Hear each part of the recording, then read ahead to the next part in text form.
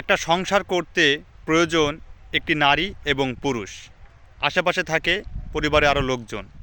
কিন্তু এই সংসারে গুরুত্বপূর্ণ দুইজন দায়িত্ব পালন করে। একটা হচ্ছে পুরুষ এবং একজন হচ্ছে নারী। পুরুষ তার দায়িত্ব পালন করে বাহির থেকে অর্থ উপার্জন করে নিয়ে এসে ওই নারীর হাতে দেবে। নারী তার পুরো সংসারটাকে কীভাবে গোছাতে হবে, সাজাতে হবে, সব থেকে ভালো বুঝবে সে। বলা যেতে পারে মূল চরিত্রে যে ভূমিকা পালন করে সেটা হচ্ছে নারী।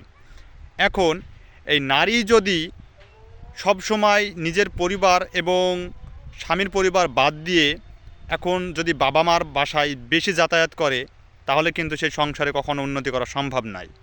এমনকি সেই নারী যদি বলে যে আমার বাবার তো অনেক কিছু আছে, তাহলে কেন আমি তোমার সংসারে এসে এত খাটাখাটনি করব। কথা হচ্ছে রাজার রাজ্য যদি অনেক থাকে, যদি বসে খায়, সেগুলোও কিন্তু ধ্বংস হয়ে যায়। আর সংসার যদি করতে হয়, সেই নারীকে সংসারে হাল ধরতে হবে এবং স্বামী যে উপার্জন করে এনে দিচ্ছে সেই উপার্জনের টাকা পয়সা দিয়ে যতটুকু সম্ভব সংসারটিকে গুছিয়ে সুন্দরভাবে পরিচালনা করতে হবে। কারণ একজন নারী চাইলেই পুরুষকে বিভিন্নভাবে বিভিন্ন কাজে নিয়োগ দিয়ে তার সংসারটিকে গুছিয়ে অল্প খরচের ভিতরেই চালিয়ে নিতে পারে।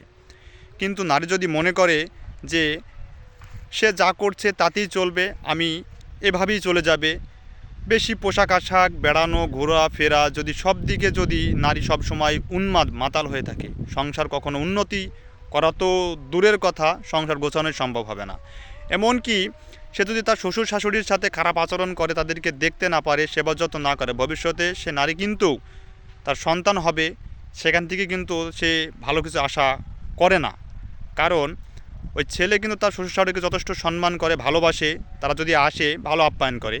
কিন্তু কিছু কিছু মেয়ে আছে, আমি সবার জন্য উদ্দেশ্য করে বলছি না, কিছু কিছু মেয়ে আছে তার নিজের শ্বশুর শাশুড়িকে খাবার খেতে দিতে, গোসল করতে সব সময় খোঁটা দেয় বা বিভিন্ন ধরনের কথা শোনায়। আসলে এগুলো করা উচিত নয়। আপনি যদি নিজেরটাকে যদি সম্মান যতটুকু করছেন, অন্যটাও সম্মান করুন, তবেই আপনার সম্মান বাড়বে। তাই সংসার পরিচালনা করতে দুইজন গুরুত্বপূর্ণ ভূমিকা পালন করলেও সবথেকে বেশি ভূমিকা পালন করে একজন নারী।